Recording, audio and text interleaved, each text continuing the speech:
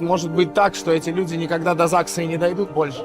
И венчание для них и есть брак, это самое основное. Многие по 50 лет не ходят в ЗАГСы, потому что для них это не имеет особого значения. Это бумага, а это брак, заключенный на небесах. А здесь они тоже получают? Ну да, с точки зрения бумажек все ура.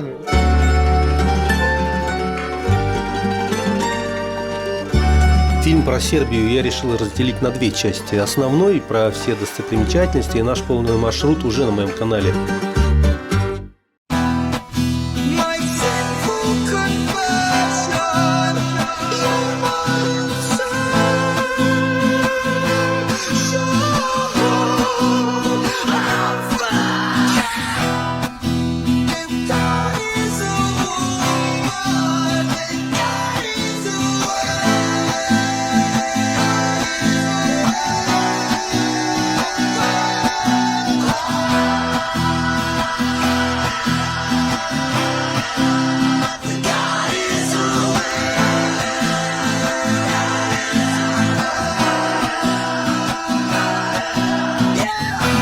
А вот столица заслуживает отдельного внимания. И все благодаря гиду Дмитрию с его авторской программой и оригинальной подачей. Не помню, сколько длилась экскурсия, 2 часа или около того. Но они пролетели незаметно. Всю информацию про город и интересные факты, как это делает он, подать не смогу, конечно. Но то, что будет интересно, я вам обещаю. Приятного просмотра. Так, ребят, ладно, начнем вот с чего. Начнем с города. Основан людьми уже очень недавно. Еще до появления здесь каких-то сербов или славян, первыми сюда пришли кельты со стороны германского поселения во 2-3 веке до нашего. Городу Белград 2300-2350 лет. На европейском континенте это вторая коммуна среди людей по древности. Старше только Париж. На территории Парижа жили люди еще 3000 лет назад. Эти кельты основали множество разных древних поселений, идя по Дунаю вниз, соответственно, захватывая и основывая поселения на самых удобных фортификационных точках. И сегодня, придя на Белградскую крепость, вы сейчас найдете очень удобное место с точки зрения защиты крепости. Слияние двух рек, перед ними стоит огромный холм, самое лучшее место, чтобы начать делать здесь город. И город получил название не Белград, естественно, а название по этому кельтскому народу. Кельты звали Синги, поэтому город стал Сингином. Все это до 1-2 века худо-бедно просто существовало, пока сюда не пришли древние римляне. Древние римляне во главе с императором Трояном захватывают Балканы уже ко 2 веку нашей эры и основывают на тех же самых городах свои крепости. Потому что, в принципе, самые удачные места уже были выбраны до них. И вот Сингинум превращается на латыни в Сингидунум. Название Сингидунум — это первое название города Белград. Сегодня его можно увидеть в целом в самых 3 крупнейших городах Сербии. Нови Сад, Белград и Ниш — это те города, в которых есть корпус частного университета, открывший в 2007 году свои двери на частные деньги. Он называется Сингидунум University. Ну а дальше римляне, соответственно, цивилизации были сами чуть сильно похитрее. И у себя под ногами они находят огромное месторождение белого камня. Но есть одна большая проблема. Этот камень очень недолговечный. Он из известняка, вообще все Балканы — это известняк, бывшее дно морское. Сегодня название Белград — это нечто магическое, мистическое на этом месте, даже, возможно, нечто такое сакральное, потому что для сербов Белград — это не просто название их столицы, а здесь 2500 лет пытаются сделать белый город, город из белого цвета. Это такой незакрытый гештальт, что-то, идея фикс. Вот придете в Белградский зоопарк, найдете самое большое скопление животных альбиносов в мире. Белград — это город на латыни, так пишется до сих пор. На сербском, если бы было бы Белиград. Белград — это сокращение от Белиград. Соответственно, здесь и сербское, и латинское, и еще добавьте к этому 2 системы письменности. И все это прекрасно существует до падения Рима. На его место придет другая, более важная цивилизация для этого региона. Это Византийская империя, существовавшая с 4 по 13 примерно век нашей эры, со столицей в Константинополе. И к этому моменту стоит отметить, что эти люди внутри Константинополя, они уже понимают, что к католицизму они не пойдут и будут православными всю свою историю.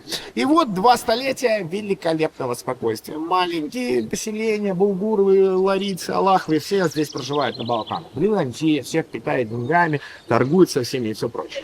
пока не начинаются перемены, которые, в принципе, не отпустят этот регион до сегодняшних дней. Придут самые главные дебоширы, которые начнут дебоширить аж до X века. Это славяне. В 6-7 веке нашей эры начинается великое переселение славян. Продлится оно 120 лет. Два очага славян из-под Урала и из-под Сибири начинают свои тектонические движения с детьми, женами, стариками, всем остальным от очень суровых зим. В истории человечества называется большой ледниковый период, когда температура там в Сибири могла доходить до минус 50, но на Уральских горах тупо просто ничего не росло. Со временем, за 120 лет, они заселят всю Западную Украину, Закарпатье, перейдут через Закарпатские горы и попадут на Балкан.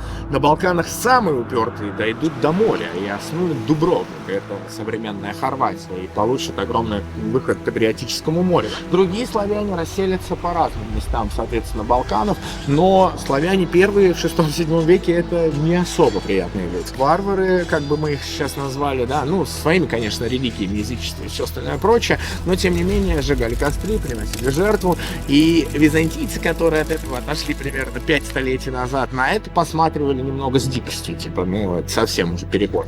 Но, тем не менее, славяне увидели зажиточных людей, большие красивые города, и тут же впустились в драку за эти земли. 3 столетия потребовалось славянам, чтобы выбрать себе место под солнце, и спустя еще 1000 лет эти славяне основывают здесь государство, которое будет называться Югославия. И вот распределение пойдет следующим образом. Южные славяне, самые южные, сейчас это 2 страны, хорваты и словенцы. Они дошли до самого моря, уперлись, и их религиозная составляющая понеслась от близлежащей Европы. Хорваты стали католиками, словенцы сначала тоже стали католиками, потом приехали англичане, привезли футбол, пиво и показали протестантизм. И теперь они протестанты. А сербы все время ютились на севере Балканы, почти никогда не имели выхода к морю. У них в основном были горы Черногории и вот эти северные поля самих Балкан. Поэтому и отсюда и название сервы, славяне, которые жили на севере. Сервы со временем стали сербами. И так, соответственно, получилось сербское княжество. Первые столицы сербов в их государственности, в их истории, в их учебниках это Косово и Метохия. Случилось это в 8 веке нашей эры. Поэтому, если вам будет кто-то говорить, что конфликт Косово это 1999 год, можно смело сказать, что где-то на 1000 лет промахнулись, 999 год примерно. Потому что все пошло, конечно, оттуда. Сербы впервые основываются на этих территориях и будут и называться в дальнейшем как северяне, ну, то есть, соответственно, сербское северное княжество. К X веку вообще будет все великолепно. Эти сербы начнут впервые как бы окукливаться на этих землях и даже целую династию создадут, которая будет называться Неманич. Как вообще сербы стали православными? Да очень быстро поняли, что как-то больно по носу бьют за то, что мы тут насилуем женщин и детей, забираем у них их деньги. Поэтому быстренько византийцы стали их окукливать в свою православную веру, заносить в церковь и говорить: давайте больше не надо никого насиловать, женщин не надо убивать. Спокойненько, вот сейчас покрестимся, свадьба, деньги и вперед. Так и сербы уже с 7 века здесь православные христиане. На 250 лет раньше, чем русские, потому что ближе ко всей движухе, которая здесь все время и была. И вот к 14 веку вообще все великолепно происходит, потому что в этом роде Стефана Немания рождается человек, который запомнится, множество в мире кому, а сербам так уж точно. Это вторая легендарная личность, царь Душан. Царь Душан рождается в 1308 году и умрет в 1355. За 47 лет он сделает фактически невозможно.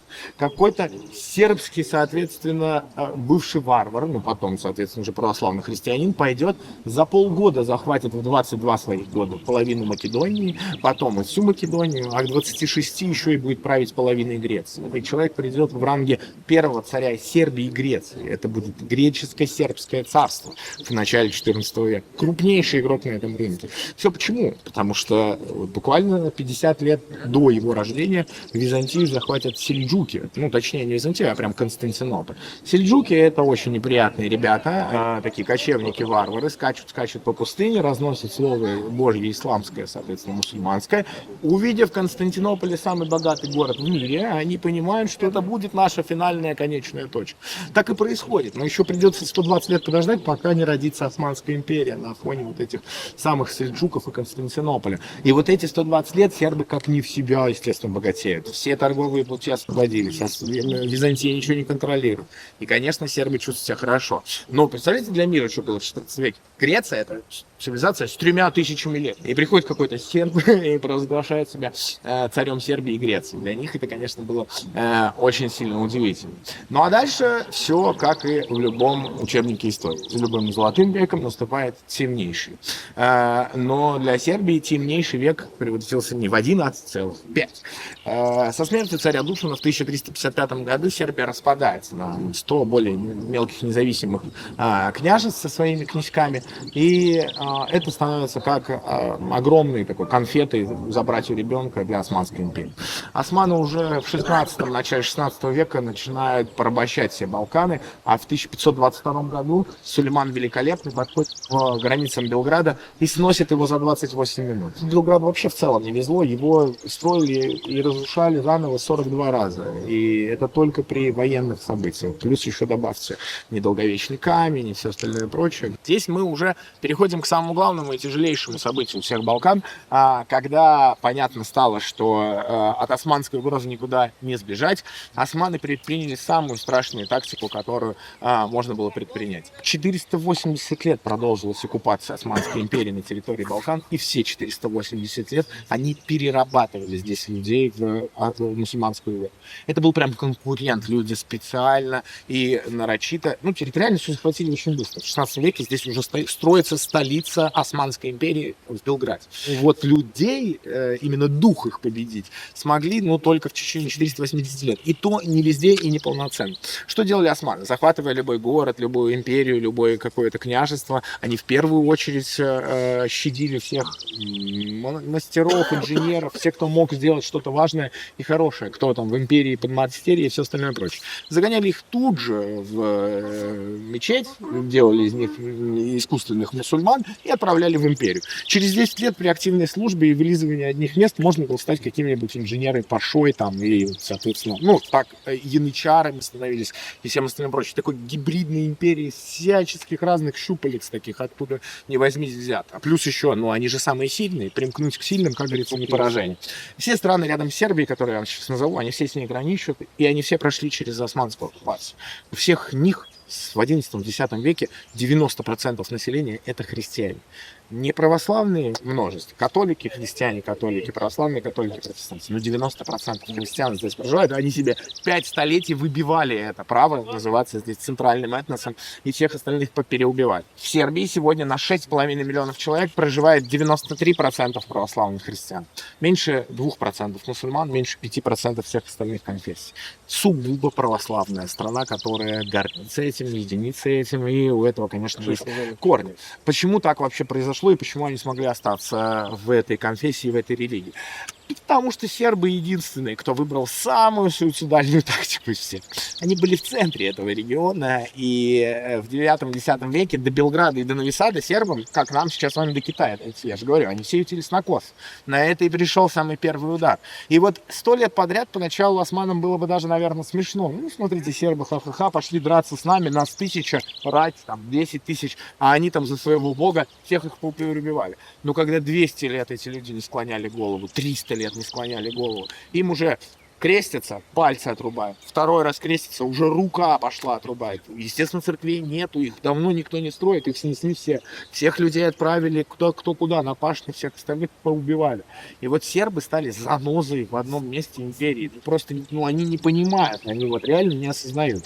И из-за этой суицидальной тактики уже к 1690 году сербов сократилось в мире до 1 100 000 человек. Это критическая маленькая точка для сохранения вообще нации, чтобы мы тут стояли, про Христа разговаривали как-то, потому что впереди еще 2 мировые войны, это еще до этого всего, что тоже очень страшно и опасно. Поэтому должно случиться какое-то чудо, чтобы здесь эти люди остались. Первое — это Российская империя, ее необузданное желание совсем всегда повоевать, в любую бочку ставить затычку. В 18 веке русские ведут 3 огромные кампании против осман. Естественно, выкачивают отсюда армию, отправляют туда, Балканы остаются в таком режиме автономии.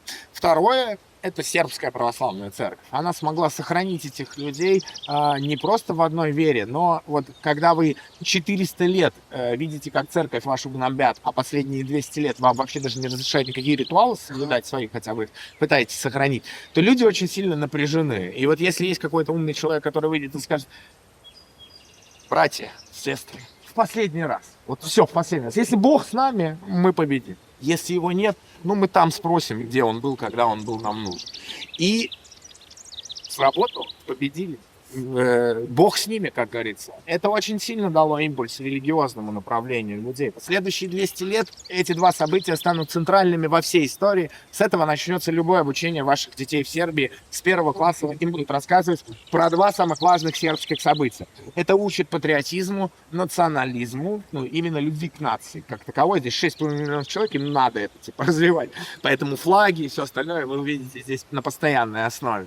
Первое и второе сербское восстание. Вообще название не для 1 класса, я вам скажу, но тем не менее они были таковыми. Первое случилось в 1805 году. До 19 века сербы были под оккупацией. Первое сербское восстание возглавил князь Милош Абренович. Его легко запомнить, он первое возглавил, второе и объединенную Сербию. Все вещи он прошел как главный человек. И был с ним второй человек, Георгий Петрович. И вот Джорджи Петрович, это был очень мрачный человек, даже по меркам Сербии. Он был как генерал очень успешный, он очень много битв выиграл. Но вот какая была проблема. Он не щадил даже животных, на которых мусульмане ездили. И у них на глазах казнил лошадей, шаков, мулов, баул, всех подряд. И вот там, как знаете, как в меме, тут 30 сербов стоят, 30 километров, шли пешком просто за обозами такие. А может быть нам немного. И естественно, его убивают. В 1713 году свои же генералы сербы, генерала Милоша Абреновича. На этом и заканчивается первое сербское восстание. Оно захлебывается в своей крови, они там не смогли друг с другом ничего поделить. Но вот его родственники делают очень важный момент. Дело в том, что его турки называли Черным Джорджем, ну, потому что с ним вообще лучше дела не иметь. Когда родственники поняли, что их Черный Джордж был предан и убит, тут же забрали все деньги из Сербии, переехали во Францию, стали очень богатым таким сербским иммиграционным родом.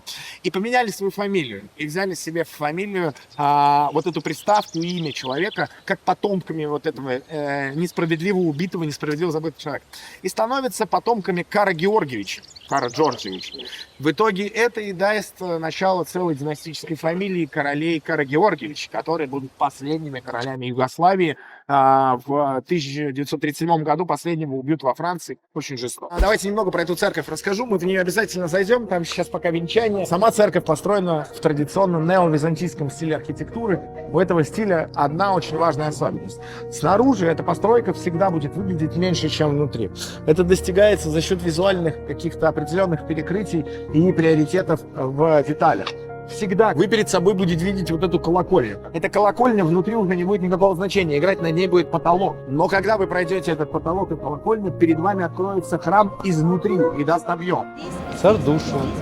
King of the Serbian, the most important king. Царь and Serbs. Сербский, греческий царь. В фанатизме многим нельзя садиться, например, в церковь, это считается грех. Были примерно. Для них тоже подумали и сделали на каждом стуле два положения. Ага. То есть здесь вы можете, видите, даже как бы не сидеть. Да. Облокотившись Да, немножко. то есть немножечко просто переждать типа все дела, но стоять как бы, отстоять и служить. Для многих там 75-летних людей там и плюс они это важно. Все проветрит, свечей здесь нету. Свечи могут только на улице ставить. Люди приходят помолиться в удовольствие. Потребовалось еще 4 года после 45-го, после окончания войны, чтобы собрать ее здесь в том же виде, ну или в примерно похожем, как она была задумана. Именно поэтому на ней нет никакой фасадной облицовочной части. Это вот это разрушенное здание на фоне.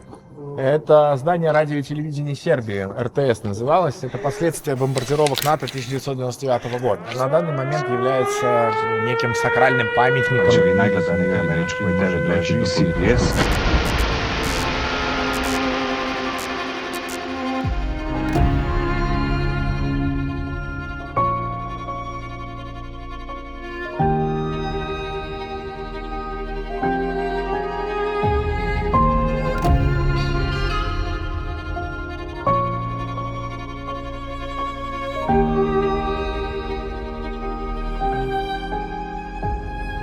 для сербов эти места очень значимы. То есть это не одно здание, которое оставили, их таких по городу наберется 12 и 35 по всем другим районам, и все они не тронуты с того времени. Эти здания являются памятником, напоминанием, как было несправедливо то, что они получили, потому что в распаде Югославии участвовали, поверьте мне, не жители города. Президент, Слободан Милошевич, генералы, Ратком Раитич и все вот эти сумасшедшие ребята, это все правительство и армия. А вот что получили обычные граждане и жители Сербии.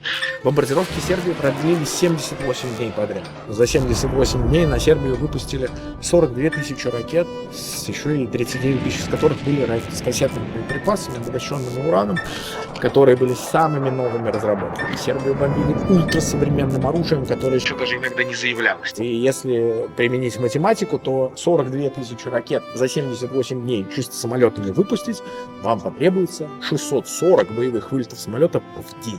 Если взять вот этот способ бомбардировки, 78 дней, наложить это на все города, то мы получим следующие потери. 19 аэродромов и аэропортов были разрушены, 3 из них только смогли восстановить. 50 тысяч километров железных дорог, около 380 мостов в стране были порушены.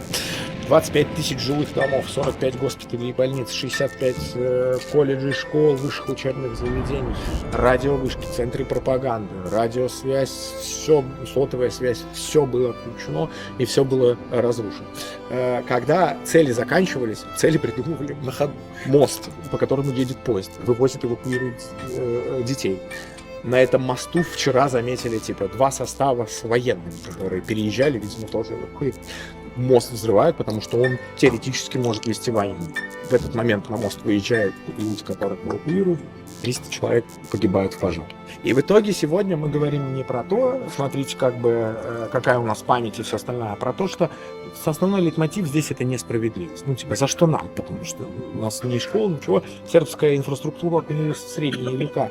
Мы сегодня до сих пор живем в позиции, все время в долг, все время занять, потому что до сих пор экономика не восстановилась. Ее рецессия закончилась, но сегодня мы живем, планируемый дефицит бюджета на год 80 миллиардов евро. Если он 50 к середине года, мы все радуемся, что сократили дефицит, но никакого профицита даже и в помине нет. А решение о нанесении превентивного удара бомбардировок применено именно к жителям этого города.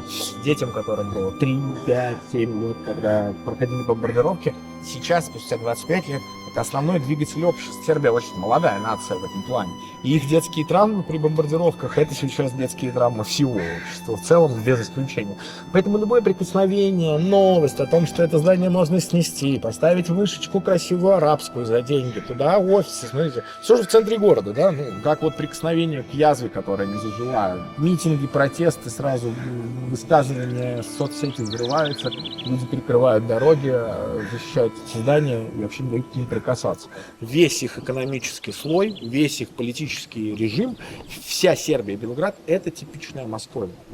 Столица с президентом, 0 экономики, 0 производств, тупо юрадреса. Здесь все базируется, здесь все есть, 0 ничего не делает. Поэтому как только отвалились 2 экономических центра, страна 140 миллионов населения или еще что-то, может быть, выдержит, но страна в 6,5 миллионов и потерять 20 миллионов сверху, и она уже не выдержит. И Сербия поэтому до сих пор пытается восстановить. То есть отделение Хорватии и Словении — это уже сильный удар по всей экономике и дальнейшему планированию. Эта маленькая церковь очень большое имеет значение для всего Белграда. Ее построили на этом месте в 1927 году наши предки, русские мигранты, которые приехали в Белград в 1920-1921 году. В Белграде, если честно, было очень много русских, и тут стоит отметить, что белые мигранты не просто изменили облик города, а по сути ему и придали, потому что мало кто знает, что в Белграде была 3-я по размеру диаспора русских мигрантов в мире. Париж, Берлин и Белград. Почему Белград? Из 2 столиц Европы, самых главных, 3-м стал здесь Белград, который, по сути, не был столицей. Все очень просто, потому что сюда поехали значимые люди, за ними поехали менее значимые, давайте так назовем. Все началось с Первой мировой войны. В Первой мировой войне побеждает Сербия, проигрывает Хорватия, Словения, как в составе Австро-Венгрии. 2 года решается судьба мира, и в Версале Франция с барского плеча отдает Сербии Словению и Хорватию. Сама церковь из бетона сейчас сделана, из блоков, из белых, тоже Белград, но была изначально деревянная постройка. Когда бомбили здание радио и телевидения Сербии, несколько кассетных боеприпасов прилетели в эту церковь. Она была деревянная, в отличие от этого храма, поэтому сгорела почти дотла. Ее восстанавливали следующие 8 лет, до 2007 года. Лично Владимир Владимирович Путин в 2004 году внес огромное пожертвование, после чего и началось, на самом деле, строительство. До этого момента просто было пустое место и разрушенная церковь. С этой церкви начинается огромный этап такого прям отборного настоящего фетишизма президента России по вливанию денег в сербскую православную церковь, в русские осколки православной церкви и вообще вот в эту религию и историю. Так зарабатываются очень важные очки, что, смотрите-ка, Путин все подарил, Путин все купил. Сюда приехал, здесь денег положил, и все отлично. Вот это первый перед вами представитель, последний вас встретит в храме Святого Саввы. Сегодня, на данный момент, третья по размеру церковь в мире православная. В Сербии, естественно, самая крупная, и на Восточной, в принципе, Европе самая большая. С пола до потолка все в золотой мозаике, вот такой вот толщины маленькой. Всю ее оплатил Газпром. В 2017 году президент Владимир Путин последний кусочек приклеивал лично в этом храме под фотоаппаратные вспышечки и всего остального прочего. История Врангеля не заканчивается на этом месте. 4 года Врангель живет в Сербии, в городке Сремский Карловец, и вместе с ним квартируется еще 10 тысяч офицеров. Сегодня его дом — это просто дом, в котором живут люди, там картины и мемориальная доска на доме прибита. На въезде в Сремский Карловец есть огромная стела, посвященная Врангелю. 70 километров отсюда. Утром 1926 года Врангель уходит из своей квартиры в Сремских Карловицах под другими одеждами и больше не возвращается. Это была спецоперация по перемещению Врангеля в Бельгию, в Брюссель. Туда он и отправился. Там Врангель хочет новые военные связи, политических людей. Вообще он с Польшей хочет договориться, чтобы пойти отвоевать все обратно. Там еще в Польше 10 тысяч человек живут как бы разоружены русской армией. Их потом всех предадут и повесят. И Врангель, на самом деле, ни один из этих планов не реализует. К сожалению, он заражается туберкулезом и умирает за 1,5 года. В Бельгии, в Брюсселе ничего не добавляет. Там очень много конспирологических теорий, что его отравили. Туберкулез похож на болезнь, которую можно при отравлении найти. Но, тем не менее, подтвержденных фактов нет. Но есть история. Его, не подумав, хоронят в Бельгии на протестантском кладбище. И он еще год там пролежит. Весь этот год, 1927 год, в мире уже живет 5 миллионов русских эмигрантов. У них у многих есть ручка и кусочек бумажки. И они очень многие любят писать в бельгийский суд. Ироды, что же вы делаете? Перезахороните, пожалуйста, Врангеля на православном кладбище. И каждому из них приходится писать ответ. Знаете, а у нас нет православного кладбища в стране. Просто нет. Мы все протестанты. Потом это надоедает. Видимо, всем даже бюрократам со стажем. И они приглашают родственников, найти родственников Врангеля, чтобы решить этот вопрос. Потому что, не решается, ведь ему просто надписано. И находят каких-то там седьмая вода реально киселе, потому что родственников Врангеля сложно найти. Он казак, у него всех родственников поубивали вот в этих гражданских войнах. Они дрожащими руками зачитывают завещание, в котором говорится: прошу похоронить меня в братской могиле с братьями-славянами в братской стране. Ни слова про Сербию нет, но суд тут же в секунду интерпретирует братскую могилу и братьев-славян как сербов. Дает разрешение на эксгумацию трупа, и его достают.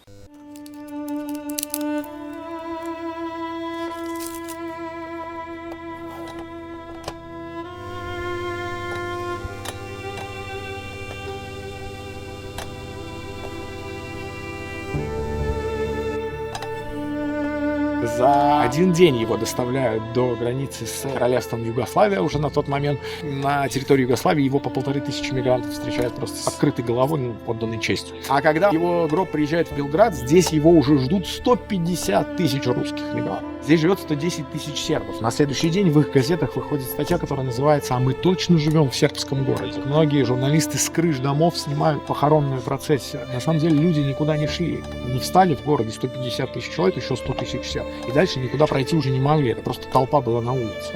В итоге гроб Врангеля от вокзала до этой церкви несут на руках. Просто передают его в руках. Следующие 8 часов идет похоронная процессия. И еще 3 дня не могут похоронить Врангеля, потому что с ним приходит попрощаться, по сути, вся Европа. Сегодня Петр Николаевич Врангель похоронен в этой маленькой церкви.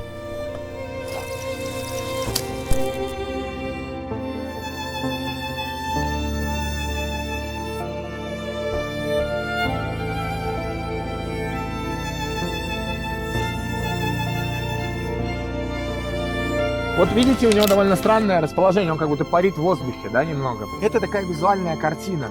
И как только подъезжает трамвай, у трамвая открываются двери, и можно под определенным углом встать так, чтобы увидеть, как патриарх Павел не парит в воздухе, а сидит на трамвайном вот этом местечке у окна. Зачем? Потому что так складывается картина, которую видели сербы 48 лет подряд. Он был вот в этой церкви патриарха. Он приезжал каждый день, утром и вечером на трамвай. И в итоге, когда патриарх садился, естественно, тут же все уступали места. Он садился на одно, и в основном у окошечка. И можно было поговорить, как спросить. Человек из народа, он любил этих людей. Он ездил 48 лет на трамвае.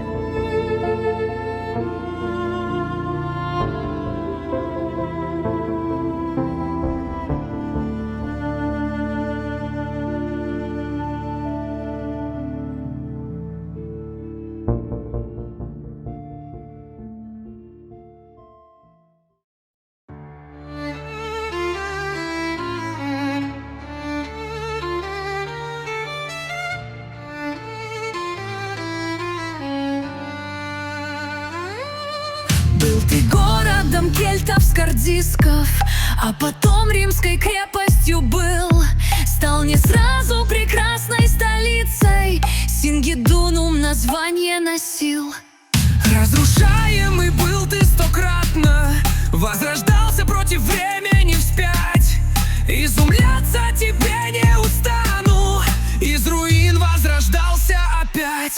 Там, где Сава с Дунаем сливается, стольный город Белград называется. Глубоко ты мне в душу запал. Есть и то, что не ведал, не знал. Был болгарским, австрийским, венгерским, Византия владела тобой, но остался воистину сербским, белым градом над синей водой. Ты свидетель страданий и славы, испытаний, побед, скорбных слез. Купол храма святителя Саввы ясной ночью касается звезд. Там, где стена с Дунаем сливается, стольный город Белград называется.